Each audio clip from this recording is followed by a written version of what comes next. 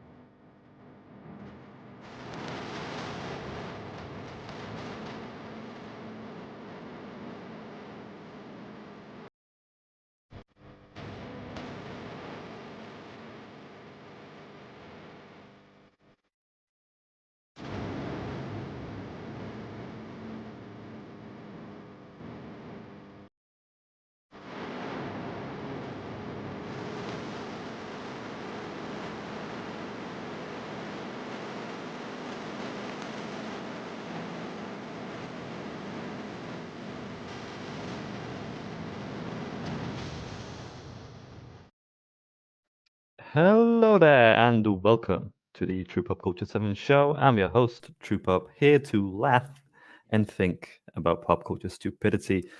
I'm excited for this show because I'm talking everything Spider-Man, and I feel like every chance I get, I reference something Spider-Man related. So, yeah, I am today. I'm joined by, uh, known by CaffeinatedWolfe on Twitter.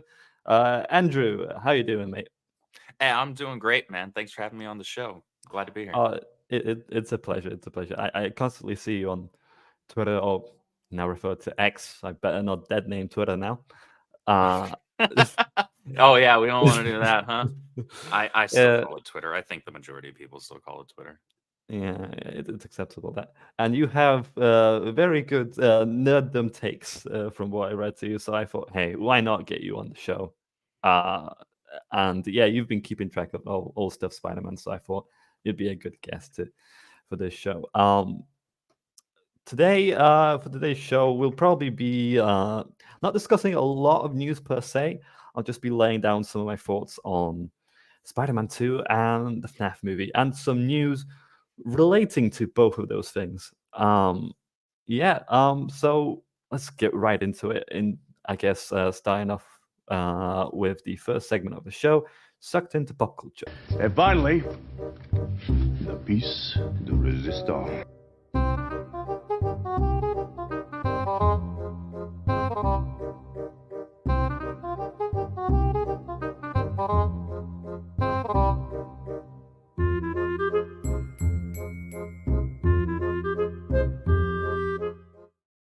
Okay, so That's good. I like that. nice, thank you. I haven't seen Supernatural in forever, but I Yeah. got a kick out of the little clip.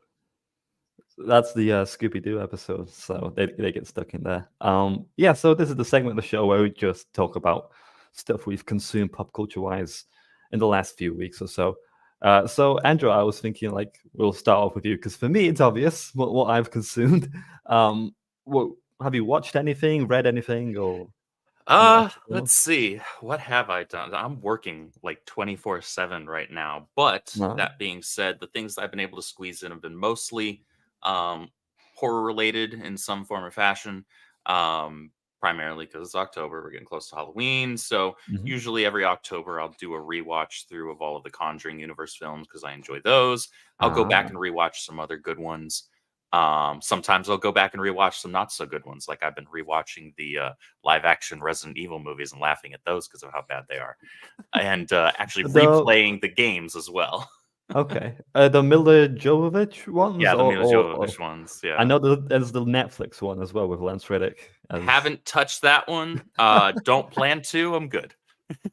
I actually need to get caught up and watch the three most recent of the CGI Resident Evil films. I need to check those out. I think they're all also on Netflix. Yeah, yeah. I've just started. I've only played a bit of the old one or the fourth one on PC, and I've started playing Resident Evil 7 for like a Halloween special streams. Hmm. I'm terrible with horror. All right, you know those It's horror not for guys. everyone. Yeah, horror guys. Like they always say, "Oh, jump scares are for pussies." Jump scares, knock it off with the jump scare. I'm the one guy that jump scares actually work on. Like I'm that kind of coward, and I was incredibly stressed out when entering like the mansion. But as soon as I got a weapon, I was much more confident. It's okay, it's just NPCs, Because one thing when walking into like a house, defenseless, nothing, you can just walk and jump scares around. That just gets to me, I guess. But Those games did a really good job with the atmosphere. Like that's the Mhm. whole thing. Especially the original one. It was almost entirely atmosphere. It was not an action game at all. Mhm. They're more action than anything else now, but back on the PS1, Resident Evil 1, Resident Evil 2, in Resident Evil 0 to a lesser extent, those games were super slow paced. It was all atmospheric. It was, yeah, there were some jump scares in there, but it was mainly atmosphere. It was mainly tone, and it was mainly knowing that you were extreme. It's kind of the grandfather of survival horror games, right? Yeah, And yeah. so they don't give you a heck of a lot to work with as far as defending yourself, and that Mhm. just kind of adds another layer of the freakiness to it. Yeah, definitely. Before I jumped into this segment head first, I wanted to ask you, like, where does the name come from? Caffeinated Wolfie. So caffeinated wolf, the e at Mhm. the end is because that's like a more like a Mhm. Nordic Good. spelling of it. Oh, Um, okay. so it's partially a callback to my ancestry because I've got Norse blood in me. Oh, Um, cool. but it also is because I'm kind of a caffeine fiend. I'm always drinking either coffee or some sort of high caffeine tea.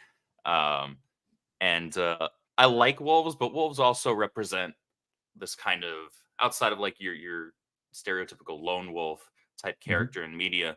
Wolves represent to me like loyalty and family and Mhm. things like that, and so I just kind of married the two together.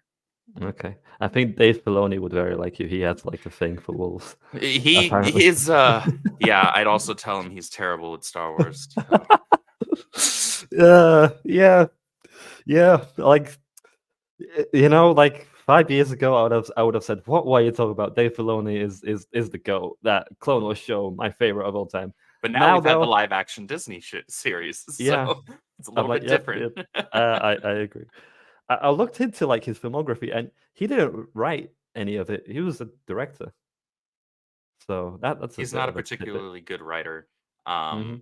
insofar as like adhering to any level of canonicity, uh, which is annoying for people that are a fan of a thing that's existed for decades and understand the importance of canon and continuity, like massive Hmm. Star Wars fans tend to be.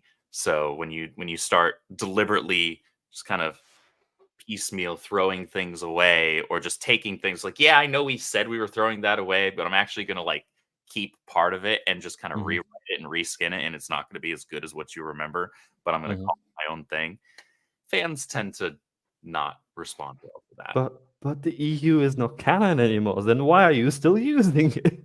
But that thing that day one when Disney bought the property, they threw out with both hands, and then a Hmm. year or so down the line said, "Hey, we don't have mounds and mounds of source material to create from." It's like, well, Mm, you did. You just threw it out. yeah. Did you hear about South Park and the Pandaverse? I have. Um, I haven't watched the episode yet. I actually plan mm, to do that either later this evening or some point tomorrow, mhm. because I'll be discussing it on my Tuesday night show, more than likely, over on Oh, World cool. Class Bullshitters.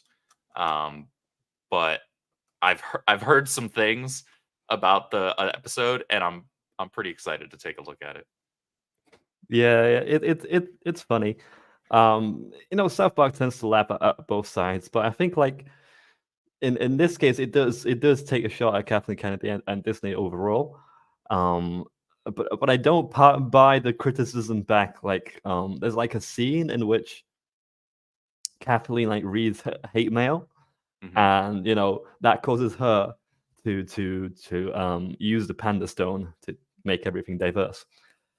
And it's like if it weren't for this hate mail, she'd never do this in the first place. That's kind of the punchline, like narrative they want to set up. Right. Like, I don't think Kathleen Mm. cares too much about people who talk negatively, No, she doesn't. She or clearly fans doesn't. in particular. I Yeah. think she's a true ideologue that she actually believes in this stuff and doesn't really care what the critique is, because she thinks it's revolutionary, that kind of stuff. So I kind of didn't buy that stuff. I mean, it's fair that you want to criticize both sides, but if I were to criticize the other side, I would have done it differently, because I thought the way they criticized our side per se. I don't know. I didn't think it was accurate. But apart that's from that, entirely it's fair. hilarious. That's entirely fair. Like if you're gonna have criticisms of somebody, make sure they're accurate criticisms. Don't just pull stuff out of your rear, make it up out of piecemeal. Make it up out of whole cloth. Don't do that, because then it could just be picked apart, right? And then you just get laughed at, and your criticism isn't valid if you're just making it up as you go. Yeah, definitely. Okay, so anything else other than you just mentioned Resident Evil games? Yeah, aside from that, gosh, I've been doing a retread through every single issue of The Flash that was written between roughly 86 and 2010, 2011, so pre-Flashpoint, when they then did their subsequent New 52 reboot over at DC Comics, because The Flash, for 99.9% of that window, was my favorite character in comic books, Wally West. The third Flash, first Kid Flash. He's my favorite superhero of all time. And I'm doing this big retread of all of those books, because I'm going to be recording a long-form video discussion on the character some point, either by the end of this year or early next year. Haven't quite set a date yet, but I'll be recording that with a writing friend over on YouTube. He goes by Script Doctor. Good guy. Cool. He's a writer. Yeah, he's a writer. Does writing for Hollywood and things like that. Based out of Canada. I've met a lot of writers and directors based out of Canada specifically in the last couple of years. I'm friends with the Soska sisters. They're writer directors for primarily horror out of Canada. They're fantastic. But yeah, I'm really looking forward to that long form discussion on this character that I love. And so I'm doing my due diligence, and even though I've read all those books already, it's been a few years, and so I'm kind of refreshing my brain on it. that is pretty cool. I'm a wannabe writer. I always have an interest in story in general and writing. So yeah, that's interesting to hear. I've got a chat in the chat here. True Kevin, I was playing Alan Wake 2. It's gameplay is solid, but the story is weird. Well, funny you mentioned that. We will get to that in the news segment, but before I go into that, I watched FNAF Five Nights at Freddy's in the theaters. I submitted like a short review on Twitter, like my impressions right outside the theater, and they're not usually always accurate. I always try to give them a score, and as I think about the movie, it does eventually change. So I wanted to take the time to kind of organize my thoughts on it. So, okay, here we go. My Five Nights at Freddy's review. It was good, but I expected it to be better. Purely because I'm a big Five Nights at Freddy's fan. I've been listening to videos, to the lore and stuff like that, and this was announced in 2018, right? They've been working on it for 5 years. The creator Scott Cawthon was working on a script really hard. He even submitted a script to the director and said, "Okay, we can film. Yep." And then he looked at his script and he said, "You know what? I can write something better." And he threw out that script and started from scratch. And he wrote a whole new script. And supposedly that was the better script. And I don't know, with that bit of trivia in the back of my mind, I expected something a little bit better. But I felt like it dropped the ball towards the end. But there was a scene at the beginning that I was like very impressed by. Josh Hutcherson's character, Mike. The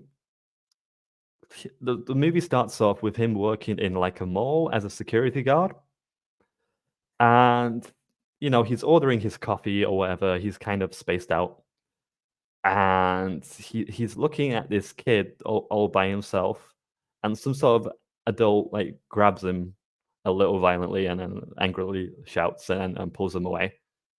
And the audience kind of like look at the side as maybe that's a dad or something. Pay no attention to it, but he's a security guard and he has like a big emotional reaction to it, Mike. So he goes after whoever took the kid, and literally just rugby tackles him and punches him.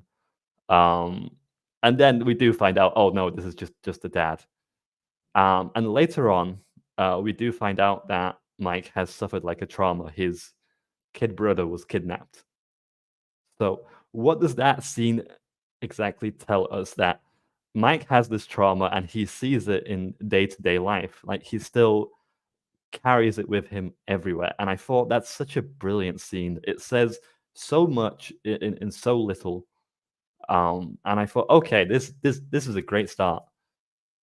But with that start, the movie's quality came down a little. I think towards the end, you obviously have the reveal of the villain, Springtrap. You also have Vanessa and her reveals.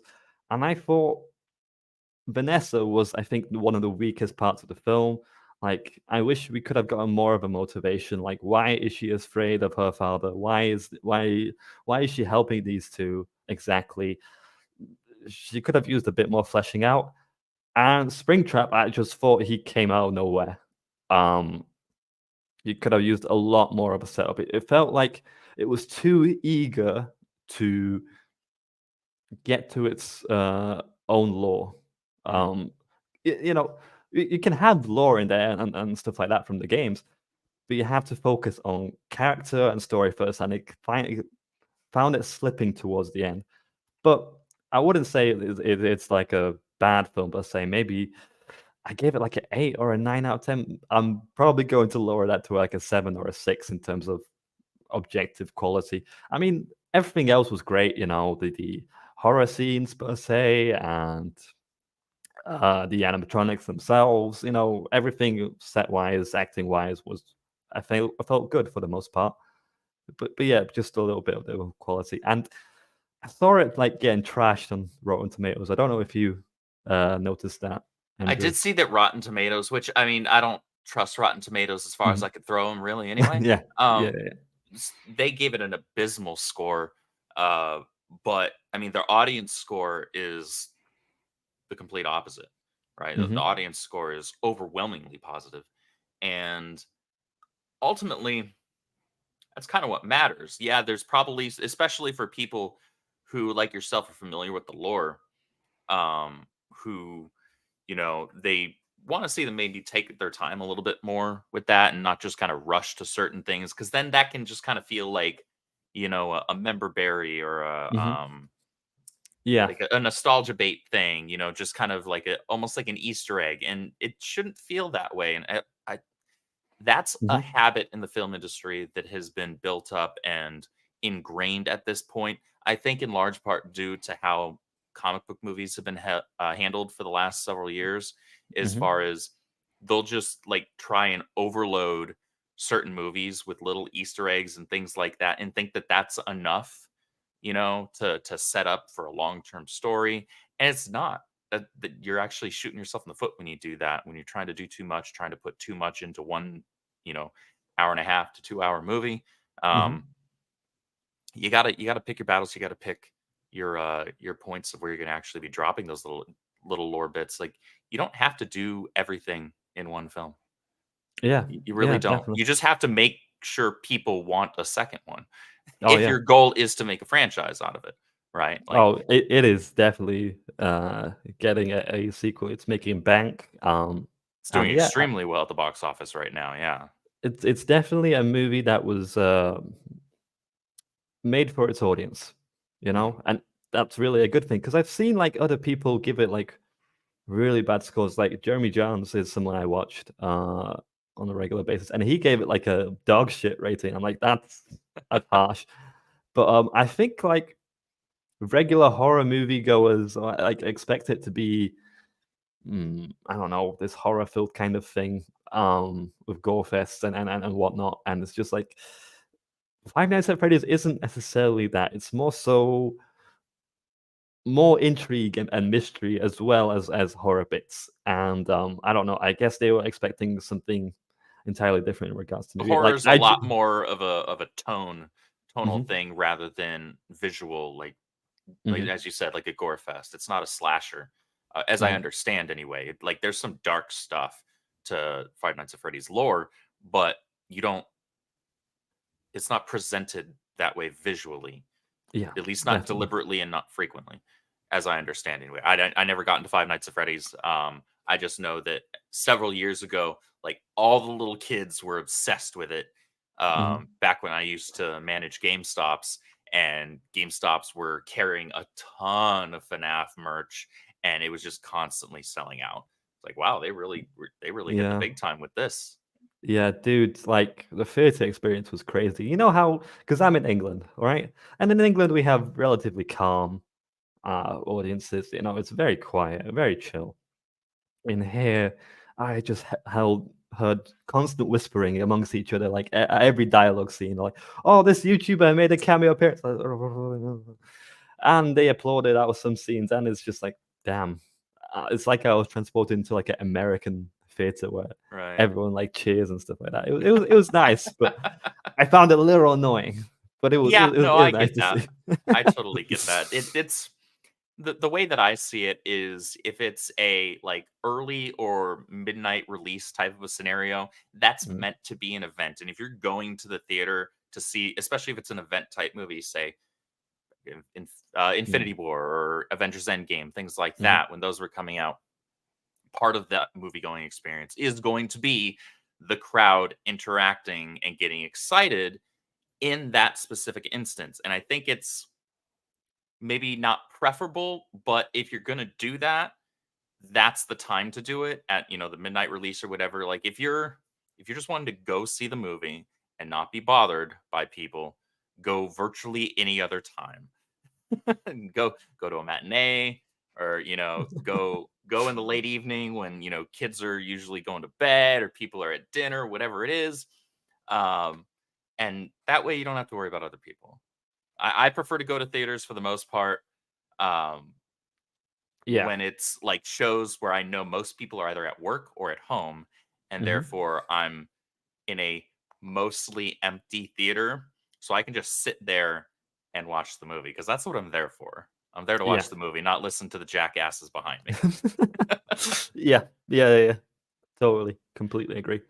Um, okay, so we'll talk some bits, news bits about Five Nights at Freddy's later on, but first I wanted to get my review of Spider-Man 2. So, people Oh watching boy. this, well, yeah, people watching this, you may have seen my short review of I recorded myself at the credits, my reaction, and the last game, because I pre-ordered this game, the last game I pre-ordered was Cyberpunk 20. I have the limited edition PlayStation Yeah. 4 Pro, the Spider-Man one. Oh, okay. It's sitting Cool. on my TV thing over there. I can't remember the Mine is last time I just turned it on, but sitting here, the first Spider-Man game. So yeah, nice. it's on PC now. I'm not sure if I like the upgrade. So yeah, the first game that I pre-ordered ever was this thing on the base PS4. And obviously, it did not work whatsoever. There were glitches. And I think even if the glitches were fixed and everything and it wasn't buggy, I would still hate that game because it was not what was advertised. And, I told myself, I will never pre order a game again. You know, And then I had Insomniac such a got you with bad. Spider-Man. And then they got me with Spider Man 2. I just like, will I ever learn my lesson to not pre order games? Let people play the game, then buy it. I cannot recommend that to people enough. Do not make the same mistake that I did twice. Never pre order a game. Never. Even if there's fancy pre order benefits, because, yeah, I have returned the game. I should get my money back in a while, but I was so unhappy with the story that I just had to give it back. There was some woke bits. I don't like to use term woke too much, but because It it does means tend to be flippantly overused in a lot yeah, of cases. Yeah. because it means different things to any other person if you say that. Like, I think you would understand what I mean when I say woke, but I don't know. To be more accurate, this game went full on ESG score to the max. It's got like these Californian sensibilities that a Polish guy like me is going to raise his eyebrow at. Like, what the hell is this? I'm pretty sure you help out a gay couple to prom. You go to a musical museum with pride flags all over it. You have a nice, diverse head teachers who look like the royal guard in Wakanda movies.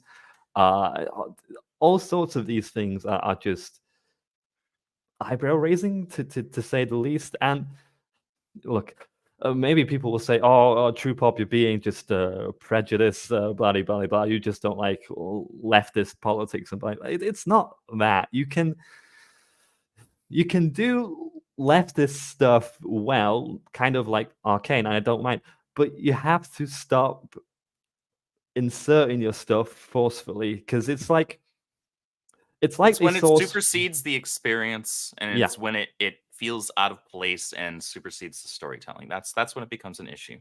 You can have Yeah. characters of any which way background, skin color, any of that doesn't matter, as Mhm. long as it's fitting for the story. When as soon as people feel like you're shoving something in their faces, if those people are intellectually honest and they're paying attention and they've got their heads screwed on right, they're going to be taken aback a little bit. Like, why are you just shoving this Mhm. right in my food? This Yeah. feels unnecessary. And Definitely. that's what I'm understanding is the case with a lot of things in Mhm. Spider-Man 2. They've also made some funny errors in that. Like there was the whole thing with the what was it? The not the Puerto Rican flag. What was it that they swapped? I think it was.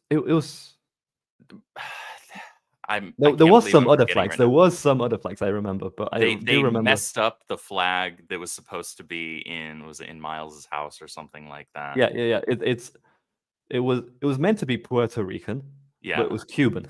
Yeah, it was. That's what it was. Yeah. So they Yeah. got the completely wrong country. Like, oh, I guess all Latin American people just look alike is what you're going with there. I'm Yeah. also heavily Peruvian. My grandfather came over here from Peru when he was a teenager, so his flag's quite a bit different than those other ones. So that's just. That's just hilarious. That little tidbit. How could you get a flag wrong? I don't know of how your- you mess that up. Literally, No. just Google Yeah. how. I don't know how you make that Maybe some sort of Puerto pathetic of Rican an error. showed them like an image and kind of pulled a joke on them. Like it's just like, That oh, would these people honestly be ask. funny if that was the Yeah. case, where somebody kind Yeah. of subverted them there. That would be funny. I don't think that Mhm. was the case, though. I think it was just a Yeah. matter of laziness, and they didn't Mhm. bother to check their work.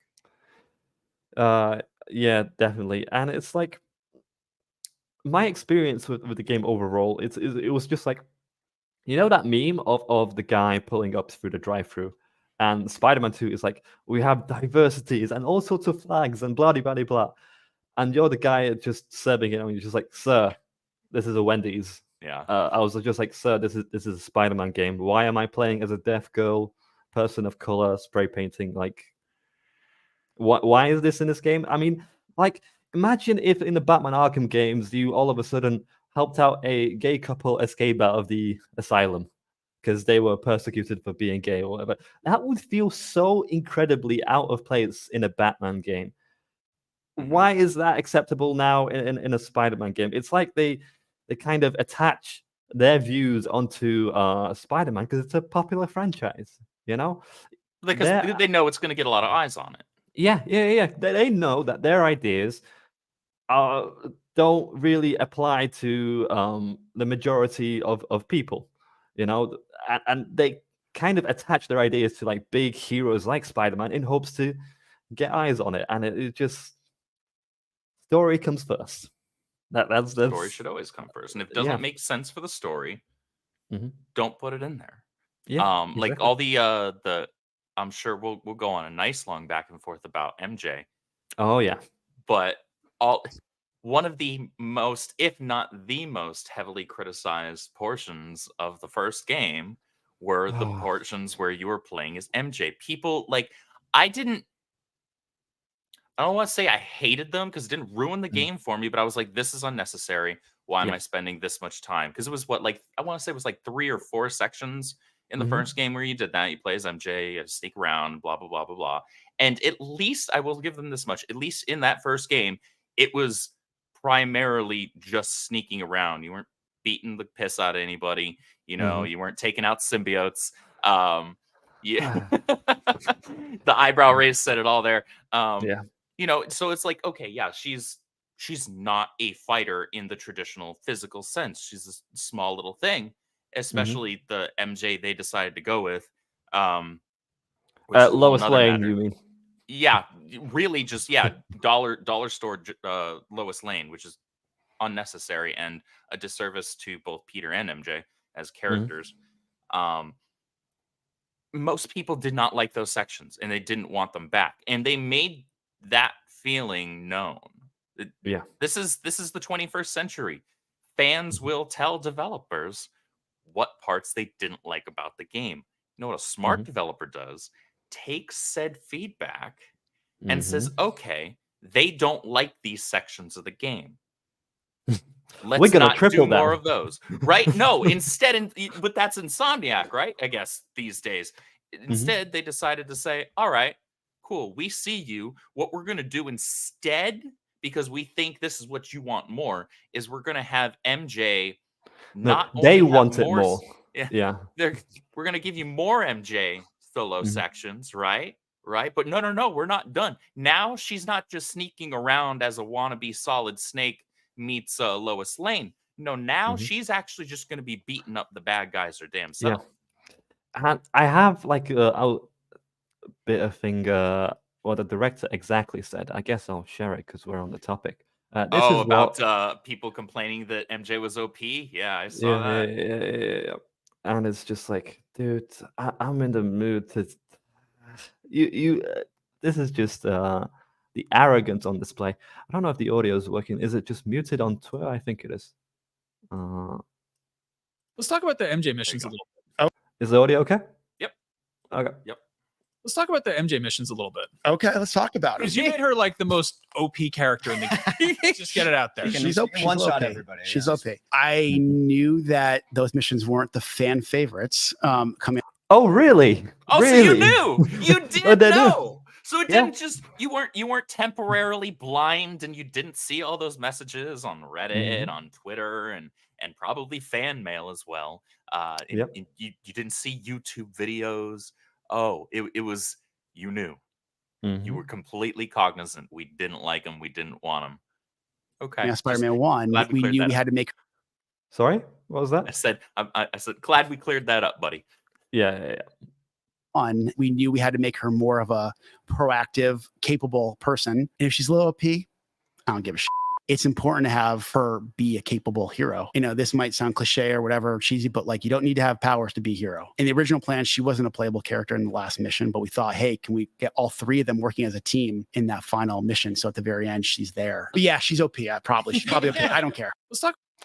All right. This is a fundamental misunderstanding of what makes a character strong. Now, these idiots think that, oh, okay, we need to make this character seem strong. How do we do that? We get more MJ missions. We have to show, like what he said, capable. There are plenty of ways to make a character capable, and she doesn't have to have a anti-symbiote gun and a silver sable training or whatever the hell.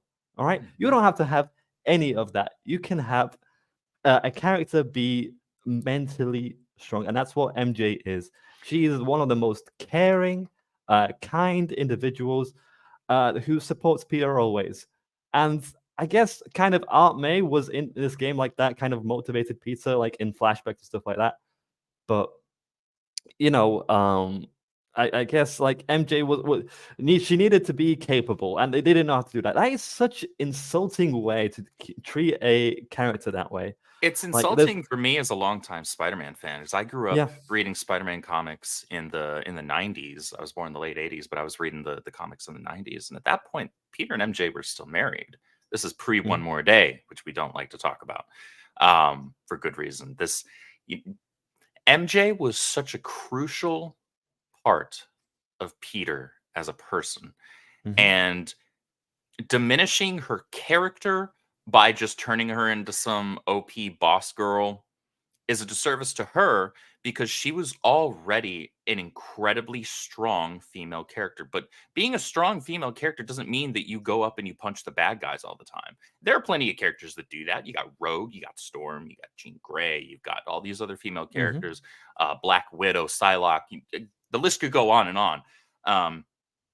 But MJ had an emotional and mental strength to her Yes, that was exactly. crucial to Peter being able to do what he did, because, and this ties into the disservice that they did to her visually in this game, in that despite all of the other problems that Peter constantly had, struggling to maintain a job, struggling to balance work, school, heroing, all of that, he still had MJ.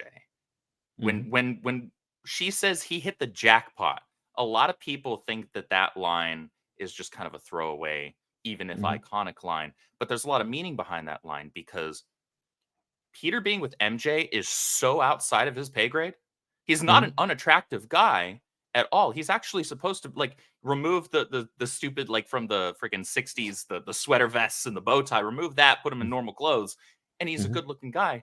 But nobody in their right mind would have ever paired him with MJ, at least the characters model. around him.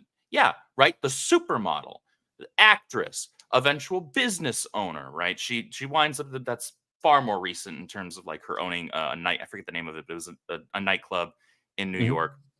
She did that. She's incredibly capable. But at the end of the day, no matter how much everything else went wrong in his life and in his day, he still had her. And she was incredibly supportive. They were supportive of each other.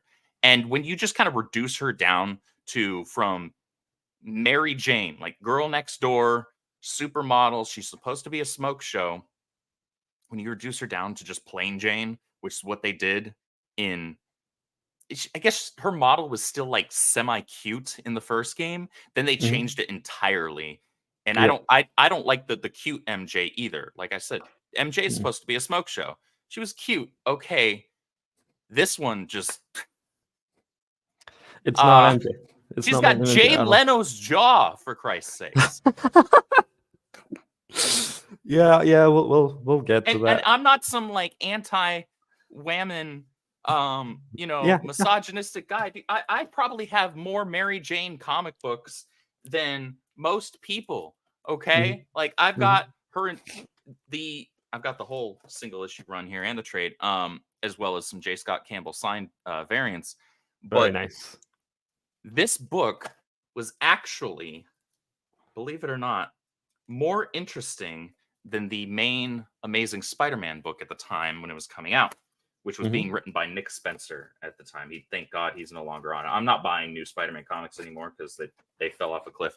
But when Amazing Mary Jane, which was a 6-issue miniseries, was more entertaining and felt like it had more love to the character of Spider-Man, even though he wasn't the main focus, than like the main Spider-Man book did, it's pretty sad. Yeah. Because I hate when they do disservices like that to characters. Yeah, definitely. And it's just like, think of it this way: like every time Peter goes out there into the world, it's like a soldier going out to war every single day. Like, how does he maintain that relationship? How is she still with him? Like, no one in their right mind would stay in that relationship constantly worrying about them, whether they're going to make it or not. But she understands. That takes so much strength of character on her part. Yeah, she understands that Peter has a responsibility. And that's what's so lovable about her, because she's the perfect match for him. And does she motivate, encourage Peter? Sometimes, but nowhere near enough. And yeah, she's just been replaced with this like kind of third Spider Woman kind of thing where she's taken down symbiote. It's just like it's so insulting that you have to think that a character can only be physically strong. No, they don't have to. They really don't. And that's where the director is completely mistaken, and That's a it problem tells with a you lot of their modern writing storytelling. ability. Yeah. They have Um, this idea that in order for a character to be quote unquote strong, that just means they have to be more powerful. That's what Mhm. makes a good character to them. Oh, we're gonna give this character all the powers in the world. All of a sudden, they can't be Yeah. beaten. They're never wrong, right? They have no flaws. That doesn't make for a good character. That does the opposite. Yeah. Just Um, piling more gold paint on top of a pile of shit doesn't make it not a pile of shit. yes. Yeah, and she reminds me a lot of ways, in this game specifically, of Amber from Invincible. Very self-interested, very selfish. She wrote a hit piece on Peter to keep her job in this game. Um, and she was constantly when she was Scream, the symbiote, she was constantly nagging and letting all her negative emotions out. She hates the fact that he's Spider-Man and he's choosing the job over her, and it's just like, good God, you are so insufferable and into yourself. It's just like Peter is the one who's has the burden here, not you. Yeah. All right. All you have to do is do some articles. He has to save lives day and day. All you wrote is some book about Silver Sable's country. It's just like there's a level of importance here, and the fact that you are just so focused on yourself is stupid. Yeah, she was definitely one of the worst things about the game. What were the positives about this game? The gameplay, definitely that. I did like fighting. I did like that there's like a parry system and there's new gadgets and stuff like that to mess around with. Even though I'm not the best with parrying, timing was never my thing. Uh, it takes practice, definitely, and definitely the harder difficulties. And Oh, sure, yeah. Craven was fantastic. I think Craven was probably the best thing in the game. He was so intimidating, and he was. It was like a theme of going to him that he's on. I think he has some sort of cancer. Like his life is on a time clock, and he's looking for, the greatest enemy to take his life. He has like a death wish. And it was so interesting to interact with all the other Spider-Man villains and how he, insta kills some of the Spider-Man villains as well. No, it was fascinating to watch. But as soon as he dies away and Venom takes over, the thing is, you may have heard that they made Harry into Venom. I did hear this. Having played this game and finished it, I have no idea what sort of benefit there was to making Harry Venom. Like, you could have literally had him be Hobgoblin.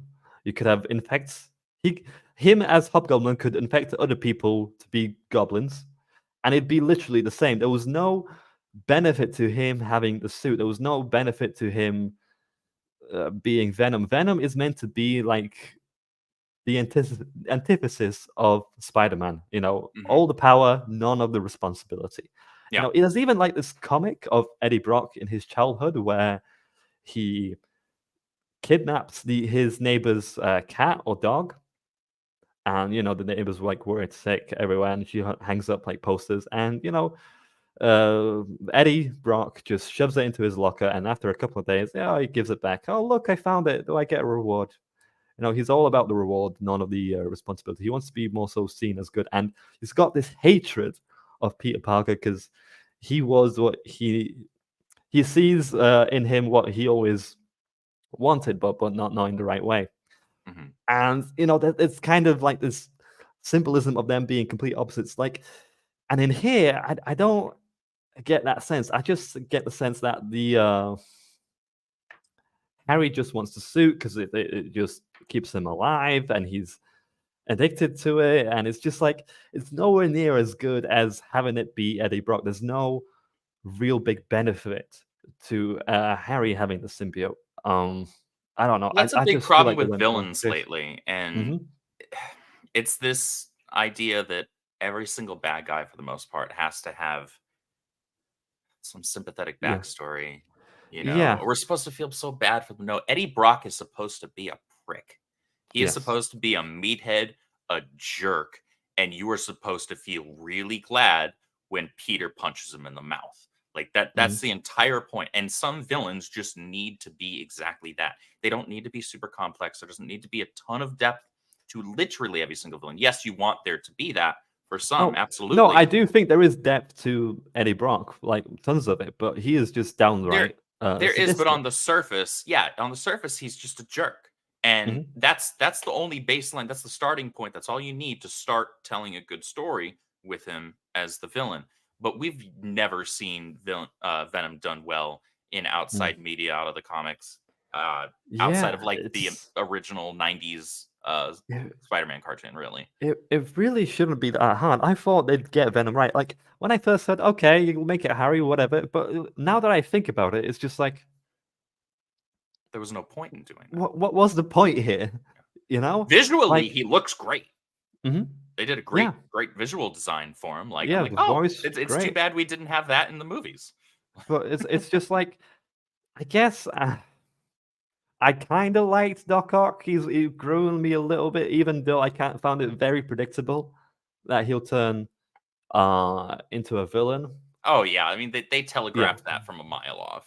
Exactly, but I still kind of liked him more because in the final battle, he says that he quotes Peter's catchphrase of but we have a great power and it is our duty to complete it, and it is our duty whether people like it or not.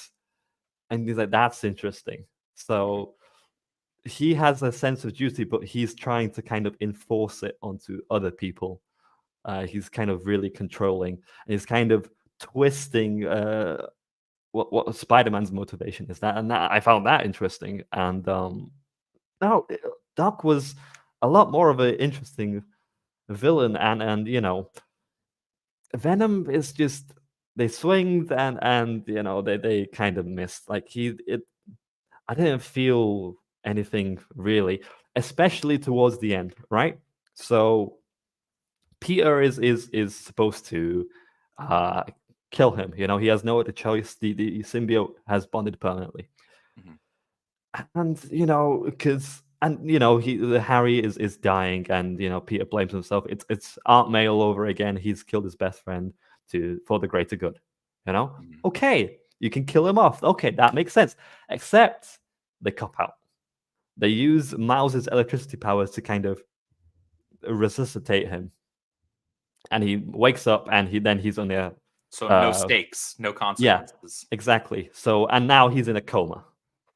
Because comas they're incredibly. Because now he could wake up pissed off that Peter tried to kill him, and then he can become the next Goblin. That's probably what they'll do. No, Norman's kind of pissed that he's in a coma. Like, he expected Spider-Man to pull him out alive. I'm like, dude, he got your son out in a coma. Like, I'd take that. Better it was than either dead, either kill him off or coma. I'd take coma over death.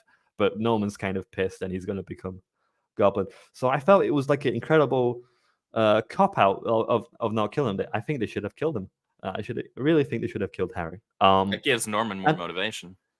Yeah, exactly. And what also doesn't make sense is Spider-Man quits his Spider-Man job. I heard about that as well. Yeah, and he gives it to Miles. Miles to do it. Would it not make much more sense if Spidey quit if Harry died? Am I crazy here? It's just... I mean, Peter has quit before in the comics, but still... I still don't support him quitting overall. Nor I, because Spider-Man. That goes against the whole, with great power must also come great responsibility. That's him ignoring that first tenet of his character. Yeah. But we know why they did it. They did that because they're trying to speak into existence, putting Miles over. To use wrestling terminology, they're trying to put him over. And so this has been a thing in the comics for a little while now. They'll have some, race or gender swap version of a character that's basically just a copy of them, right? And then obviously the longtime fans of the original character will have a problem with that. It's like, I don't need that. Like, I have this character. Come up with a new character.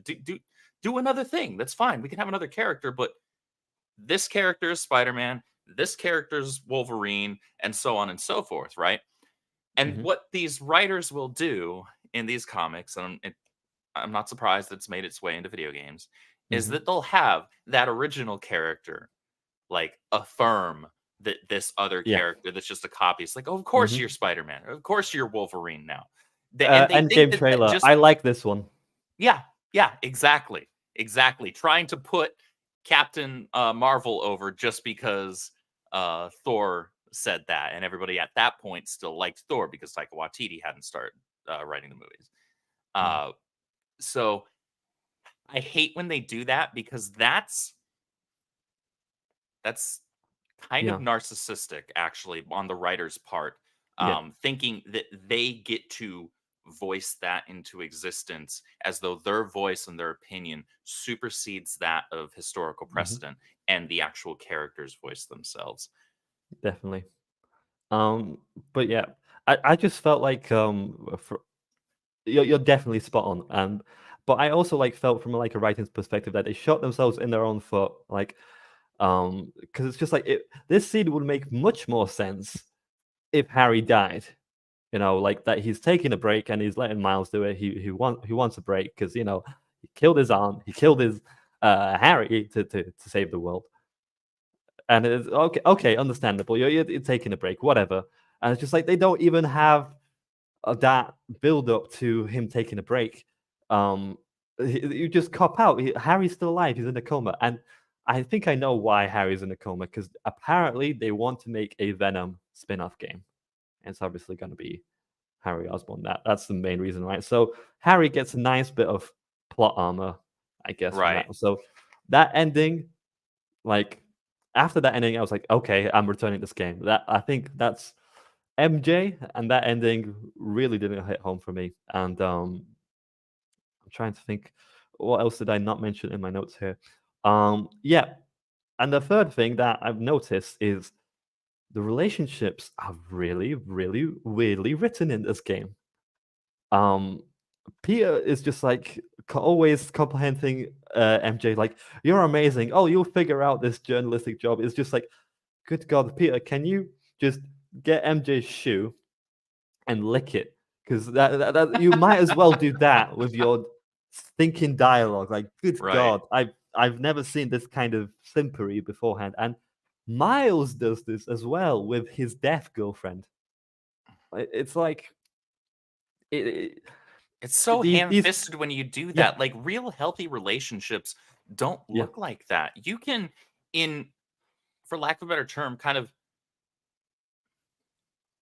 I don't want to say worship the ground on which your significant other, feet walk, but mhm, you can have an immense level of respect for them and mhm, show them that yeah, without looking like a tool. yeah. Yeah, because the thing is, like, this is how the writers do it. How do we make a character look better? Okay, we have to kind of demean and lower down the other characters so we can raise the other one. They can't keep them on like an equal level. No, they have to raise one up and have one And put them down. exactly. That's how they think. It feels so artificial. It Um, is artificial, and mhm, it's that same artificial trying to put another character over, and it's been a persistent problem in media, in our entertainment, mhm, especially in our like long-standing fandoms, whether we're talking DC, Marvel, Star Wars, whatever. It's been that way for almost a decade now of them doing things like that. Them they think it's a zero-sum game for some reason. They think that in order to have one character be seen as good and mhm, be liked, that has to be at the expense of somebody else.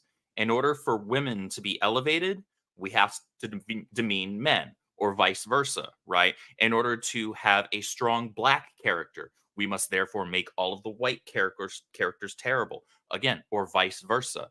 It doesn't work that way. People's minds don't actually work that way. Normal people's minds don't actually work that way. You can yeah, have lovable characters that are universally adored of all mixes of those things.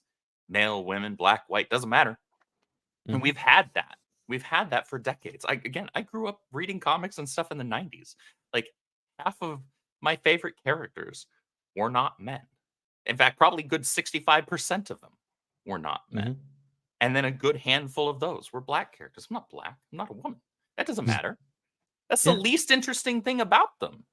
Yeah. It's about them as a Like- character that matters. Yeah, I talked about this in the last episode of the show, that you don't have to see yourself in characters. Like, I can freaking sympathize with Wally. I'm not a little robot who takes the dumpster out. You know, Yeah. if like our human mind doesn't work that way, that we connect them just because we they look like us. That's the stupidest thing ever. It's the least important thing about a person. Yeah. What they look like. It's the absolute least important thing. That's not how we relate to people. How we relate to people is through similar experiences and through universal truths. You know, getting up when you've been knocked down. You know, right over wrong. Things like this. That you can do that with any character, and anybody, regardless of whether or not they look like that character, will be able to latch on to that character and they'll like them. That's why I grew up. Jon Stewart was the Green Lantern while I was a kid because Hal Jordan hadn't been brought back to life yet. Yeah. You know, Jon Stewart's a black man, an ex-military. I'm neither of those things. Storm is one of my all-time favorite X-Men. I'm not a black, basically African goddess, right? Yeah. Last I checked. And I'm pretty confident in that claim. But that didn't matter. Are you sure about that? I'm pretty sure. Okay. I haven't gone to the doctor recently, but I'm pretty sure they'll confirm that. That doesn't stop me from loving that character. I grew up loving Storm. She's one of my top 3 X-Men. Yeah. Like, there's some great female characters in the X-Men overall, and it's just like, okay, so Marvel doesn't really have any X-Men whatsoever, so they kind of like stuck with like the B tier level heroes that I have to work with. Yeah, so yeah, you're definitely on point with that. And one more thing I wanted to mention about Spider-Man 2, the symbiote invasion. Didn't really feel it. Like, as soon as it happened, I'm like, oh, I kind of rolled my eyes, because as soon as I saw the designs, I'm like, oh, okay, you just read the most recent comics, and I thought, oh, this is so cool, let's put it in the game, you know? And it's just like, okay, if you're doing recent comics, where the hell is Null, the symbiote girl? Because that's what these symbiote things are. The only way It's it makes sense to have the symbiotes look like that, like the swirl on their face and all of that, and you know, the mix of red and black, and you know, that aesthetic, that only makes sense if you are doing Null. If you're not doing Null, it makes no sense. And also, Venom just isn't capable of doing that. Yeah, What they did with his symbiote as well. Yeah. Yeah, and like the wings is super recent in the comics. Like, I don't have a problem with Venom having those, but like right off the bat, Yeah, that's terrible. it was 30 years before he got those in the comics. I don't need them right away. Like that goes back to these writers not having any patience, them just jumping forward, skipping decades worth of lore and history that they can use, that they can monetize. They didn't have to work super hard at it because it's already there. It's already been written. Just use what's there, adapt it in a manner that works for the medium that you're adapting it to, and then just make money because you're making fans happy. No, we can't have that. Yeah, the symbiote invasion reminded me of the Web of Shadows game. That's the thing, Nathan. Just Web not of as Shadows good. did it a million times better. It's just not even a competition. That's just unfair. The designs were so incredibly unique with Web of Shadows. It was so interesting as well. With the little henchmen that you had, they weren't like pink or green for some reason. Like, they always were like the colors of the symbiotes that you usually see. So red, black, white. Yeah. Sometimes maybe a little bit of green in the depending on who they kind of like latch onto. So Wolverine has some yellow because he has his costume yellow, you know? Yeah. And you know, those designs were always so interesting. And I think Grizzy here points out that he shares my opinion.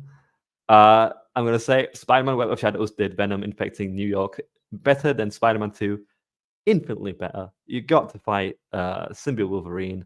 Mhm. It was definitely kind of like this progression of, hang on, these people are infected and they're acting bizarre. And as the campaign kind of carried on, more and more of people started to be infected. And in here, it's just like, oh, quickly, yep, a symbiote invasion. Because, Web of Shadows did that, and that has like uh fantastic combat. I think the best combat in any Spider-Man game overall. You're never beating like Web of Shadows' combat. But say what you will, like the voice acting, the story, not so good in Web of Shadows, but the combat is greatest of all time in terms of Spider-Man games. And yeah, I think they kind of rushed the whole symbiote invasion. I think it was done sloppily. I just I was let down by it. I'm just like, why are you doing this with Venom's first appearance? And it's just like, yeah, it's such an infantile way to approach it. Like, you read some exciting comics, like, oh, let's read the Venom go. He's cool. Oh, this infection storyline. It's just like, you gotta put Venom's origin first, and instead of going on to all this invasion stuff. And like you Zero said, there's 30 years of history between like any invasion of symbiotes. Like, that's a long way away. Yeah, symbiote invasions, like Like, you've got Carnage, you've got Toxin, you've got all these symbiotes, and now you skip into like the symbiote invasion. And it annoyed me so much that they constantly refer to the symbiote as goo. No, it's kind of like the joke with in No Way Home, when Doc Ock says his name, like, I'm Dr. Otto Octavius, blah, blah, blah, blah. And Tom Holland and Zendaya just laugh at him. It's just like, is that your actual name?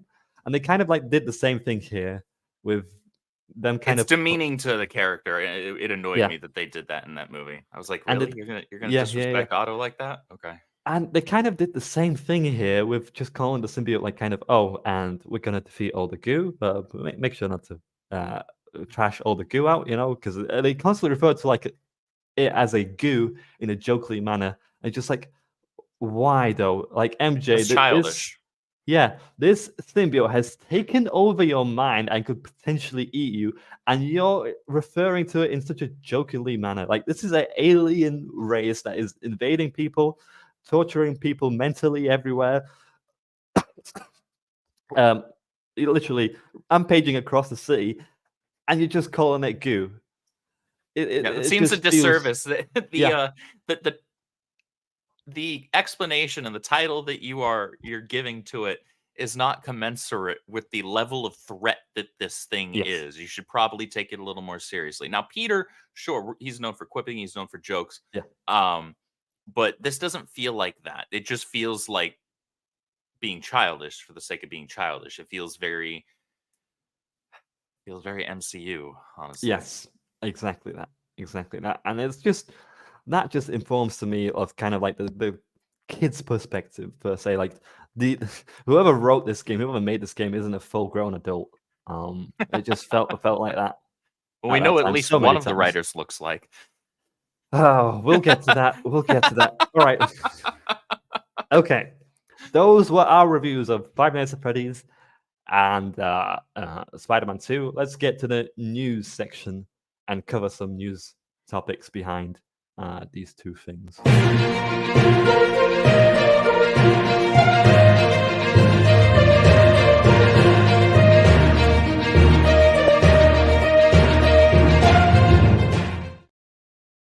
Okay, so we briefly mentioned this beforehand, but Five Nights at Freddy's, right? Blumhouse always does cheap movies. They spent 25 million on this movie. It is already making 130 million. That is just insane to me. That's a really man. The horror industry, say what you will, the horror industry is better than anybody else when it comes to like churning out films that will profit. Not like not gross, because a lot of people ignore the actual numbers. When you see these numbers of how much a movie's budget was, like take this 25 million for example. Well, you want to Yep. probably add, usually when it comes to the big budget stuff, because they want to make sure that their eyes that are getting on it, you add half again to that. So say we'll add another almost 15 million onto that. Okay, so let's just call it 40 million, just to round it up to a nice solid number there. Mhm. So one would think, okay, so in order to make their money back, and break even, they need to make 40 million. No, it's not how that works. The theater gets a cut as well. And so they don't get all of that ticket sales. So let's even just say that that's half, right? Okay, so the theater gets half of that 40 million. Then in order to break even, actually, they need 60. Mhm. Okay. But then there are also other costs involved. And so you're usually Promotion and looking, stuff like yeah, that. Yeah. exactly. And so there's so much more money, at least percentage wise, that these studios need to make back in order for the movie to turn a profit. Mhm. But the horror industry is really good at keeping their budgets low and therefore being able to turn that profit much more easily because they're not dropping 150, 250, $300 million on a project before we even ever hear about the marketing budget, right? Mhm. And good on them. I mean, I've heard a lot of people are having fun with the film. Mhm. I have, again, like I said earlier, I have zero familiarity with the franchise outside of I know that kids were freaking insane over it several Yep. years back. But I like seeing these smaller budget films do well. Oh, definitely. And the thing is, like, this movie was released as well on streaming on Peacock. That tells me they weren't too confident. Simultaneously.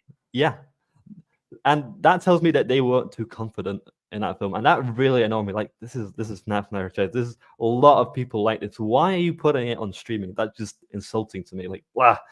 Now it's made all this money. I hope they won't release the next movie on streaming because I think it would have made a little more money if it Mhm. wasn't on streaming. So yeah, I guess they kind of underestimated that. I'd be up for a second movie definitely, and I hope it'll be better written because I kind of had better hopes of it in terms of writing, to be honest. But yeah, I'll definitely watch it. The second one. 130 million for a movie on that budget is a phenomenal opening. Yep. Okay. You know what? We'll save the MJ thing for last. This is another piece of news that I found interesting for Spider-Man 2. I was like wondering why does this game have such Californian sensibilities? And there's this Twitter user that I follow posts some interesting thing. There's this company called Sweet Baby, founded in 2018, the narrative development and consultation studio based in Montreal, Canada. And working around the globe, our mission is to tell better, more empathetic stories and diversifying and enriching the video game industry. It all sounds absolutely wonderful. And take a guess what they did.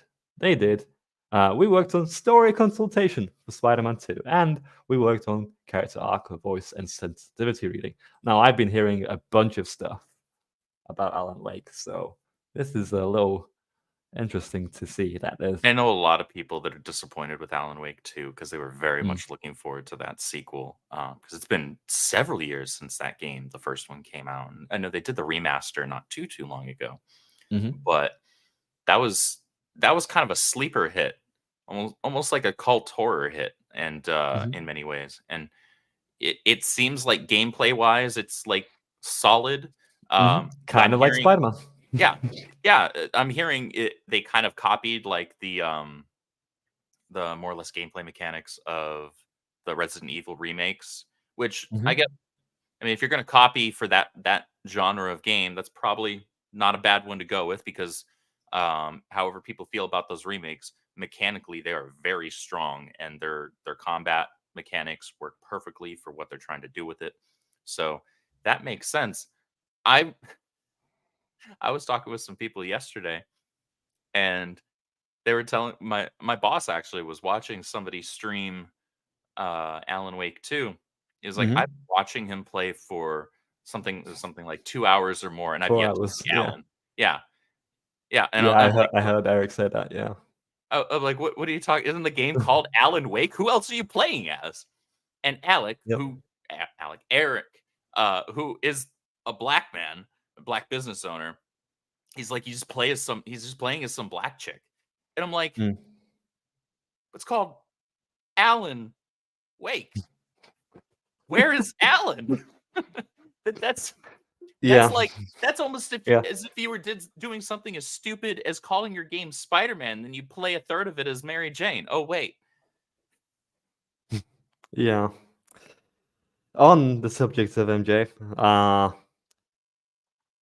this is something a certain Twitter user pointed out, and yeah, I see an uncanny resemblance. Apparently, she was one of the writers. I don't know how true this is because she was like a minimal writer in the game. From what I know, she wasn't as hands-on. Apparently, is so from the what I've heard. But the writer herself actually put out a tweet mhm, saying that it's not a true rumor.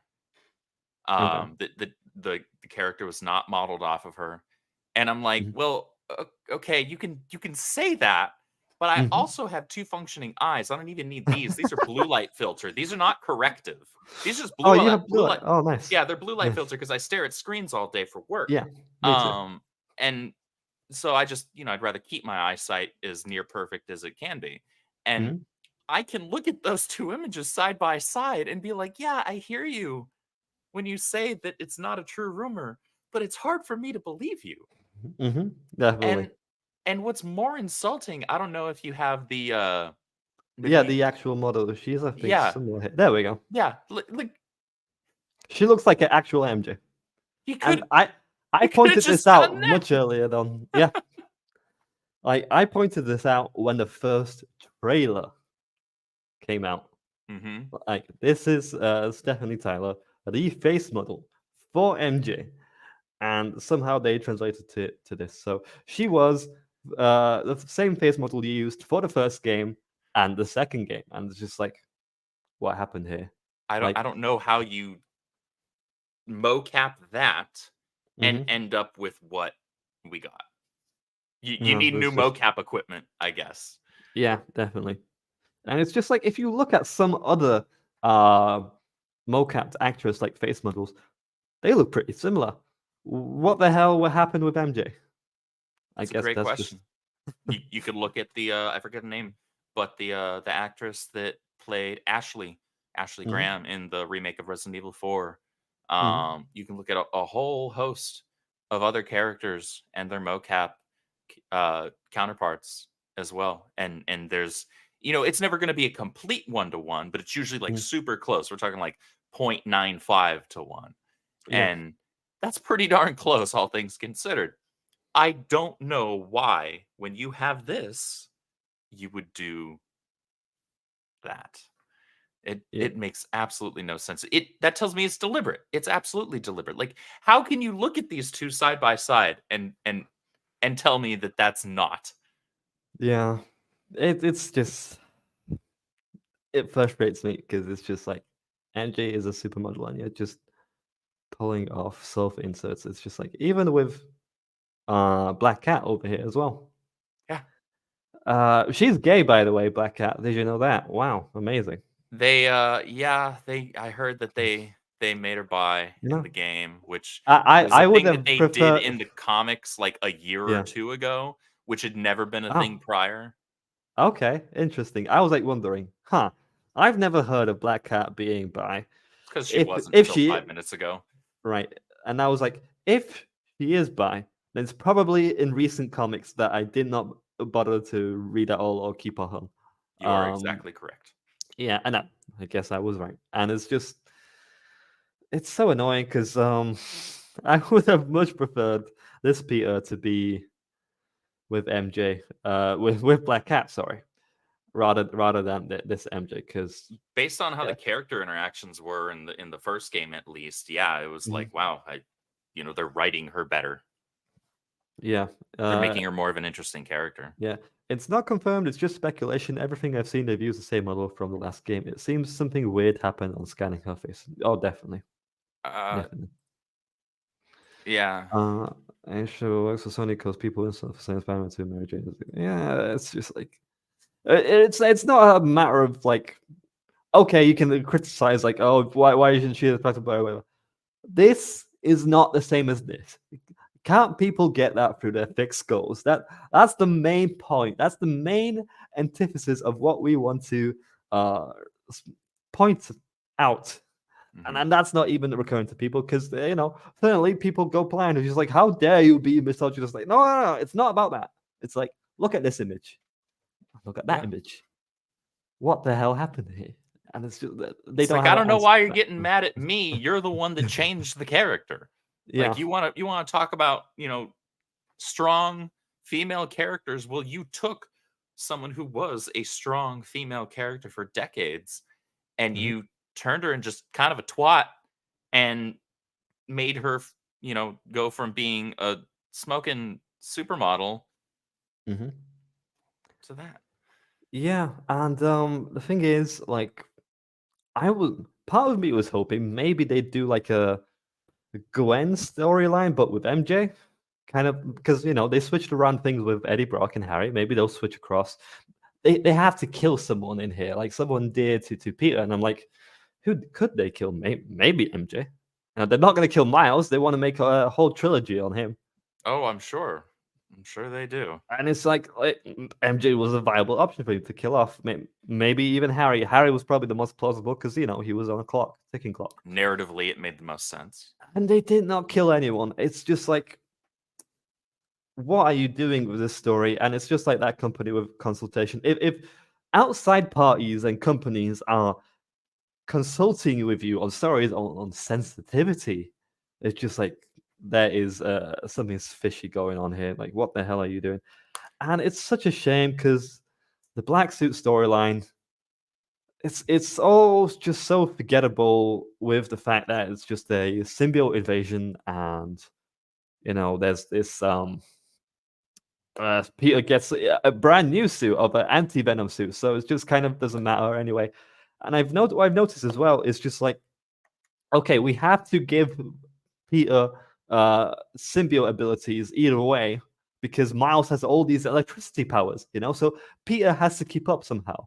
Okay, so we have to give him Iron Spider kind of legs and all these little gadgets. And it's just like, you make him Miles a little overpowered here because you're giving him all these electricity powers. That goes back to what I was saying earlier about they try to put characters over and speak their popularity into existence and make them better than the other characters around them by just giving them more and more powers. Like, and Miles doesn't need that. Half of his powers aren't even originally his anyway. Like, most of them come from Peter. And then some of them were Spider-Woman's first. Yeah, like people are like, he's got the Venom Blast. Yeah, you know who had those first? They weren't electricity. They were a poison that paralyzed people. Yeah.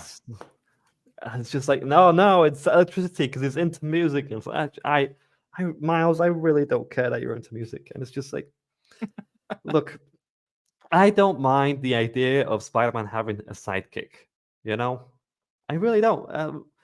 Batman has a sidekick. Why not Spider-Man? That makes sense to me. I'd be fine with that. But they are constantly what their book's about is the Miles Morales people. It's just like, no, stop having such a hate boner over that phrase and just make it make sense story-wise. Because you're letting your feelings get the better of you. They're just like, oh, these people are telling us that Miles is inferior. We gotta show them. And just like you're reacting emotionally here. Write a good Miles who is his own element, has his own name, and then maybe people won't hate on it that bad. It's just like you don't have to demean Peter and make Miles take over. It doesn't have to be that way. I agree entirely. Yep. Anyway, we do have 10 minutes of the show. I don't know how much time we'll have for the last segment of the show. It might be 15 minutes more. we have a final segment of the show that I wanted to do. It's a bit of a story writing little exercise. I'll roll the clip. It's called Pitch Me a Story.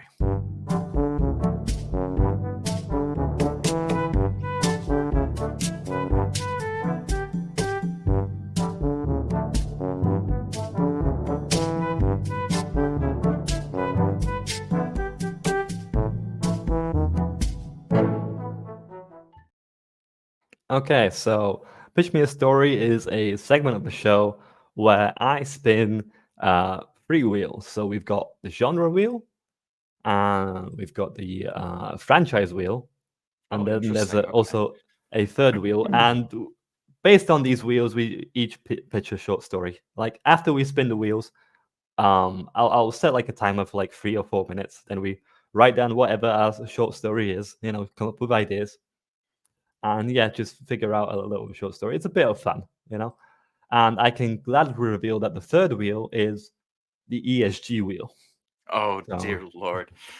So we have anti-capitalism, environmentalism, fat body positivity. Now, fat body positivity usually appears in commercials. It doesn't appear so much in movies, but they'll try it. Oh, they'll definitely try it. Feminism, LGBT, teen drama. It's always teen drama with LGBT, is what I've noticed. That's why I just added the teen drama, and racism, of course. Oh yes, you we can't can go miss without that. that. For some reason, the wheel seems to be like magnetic towards racism. We've been landing on a lot of it. I don't know what that says about me. Like, guys, I'm not rigging the wheel. Like seriously, it's not my fault. Jeez. Anyway, I guess we'll start off with you, Andrew. We'll pick your genre out, and then franchise, and then ESG. All right, let's give this a shot.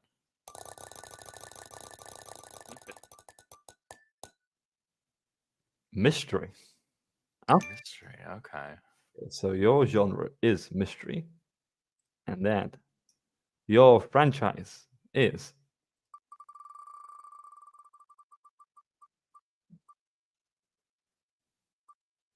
Star Wars. All right. Okay. Okay. And then your ESG score is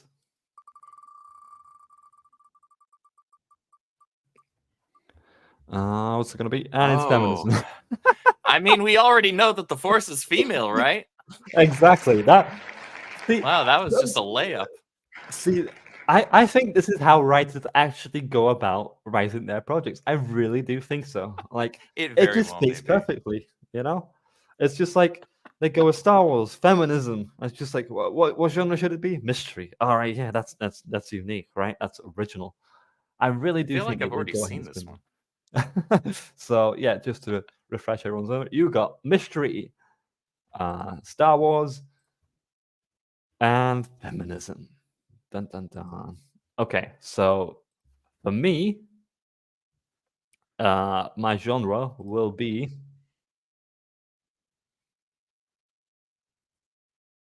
I have no idea what a mockumentary is. I think I don't know. I feel like respinning it, but for some reason I glitched out. Weird. All right, you know what? We'll go with that mockumentary. I guess documentary will have to do because I have no idea what a mockumentary is. And then we have franchise wheel. I mean to share that as well. Oh boy. Let's see what you got. Star Wars as well. Okay. All right, we're both going to a galaxy far, far away. Oh, Far, great. far away from the heart of the franchise. Oh, great. It sounds. Yeah, I mean, literally, this wheel is sometimes on a magnet. I don't know why. Come on. There we go. And my ESG score is.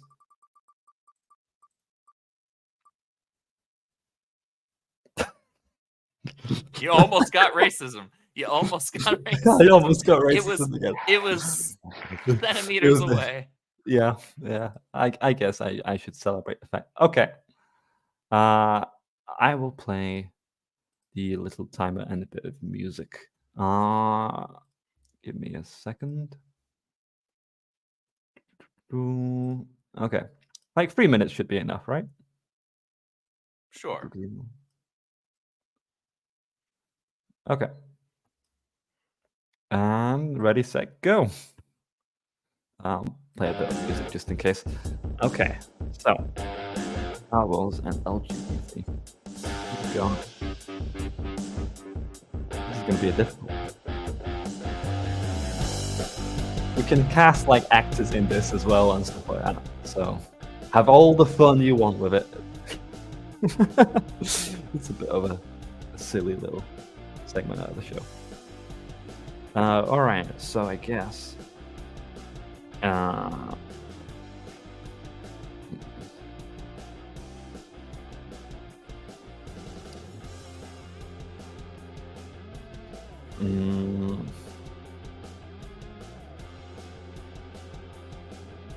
Okay, I think I've got mine.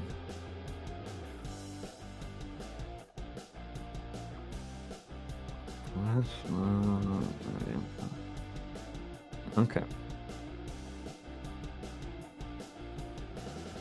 Literally, like, some of these ideas are so easy to do. It is kind of funny that it's so easy. Oh, indeed. In a stormtrooper pain.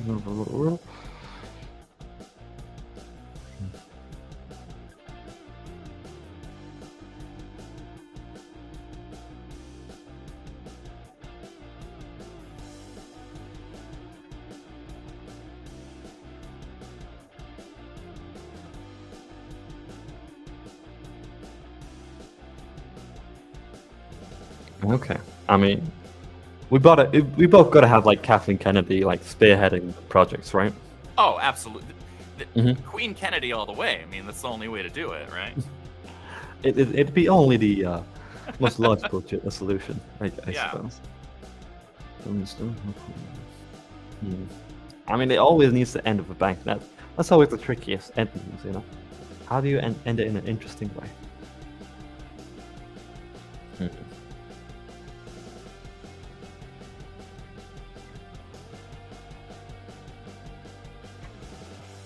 I guess I could cast some actors.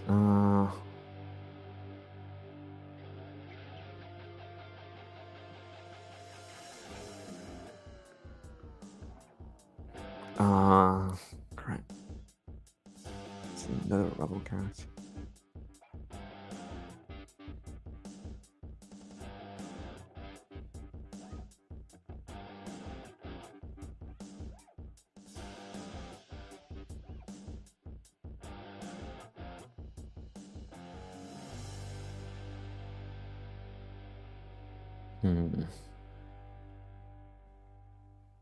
Okay, we've got 20 seconds on the clock. Okay. Ooh.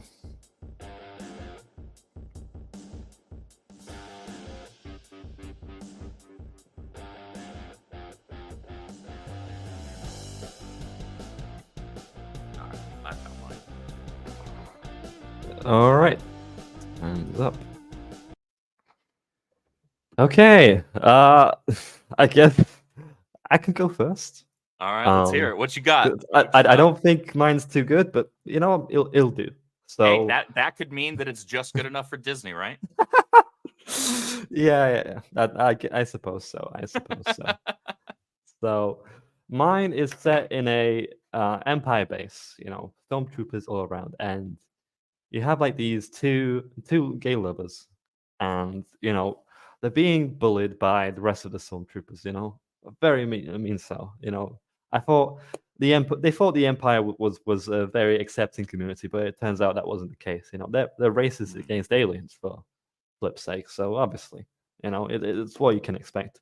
So eventually, after much oppression and much struggle of being constantly bullied, they turn to the rebellion, and the rebellion embraces them and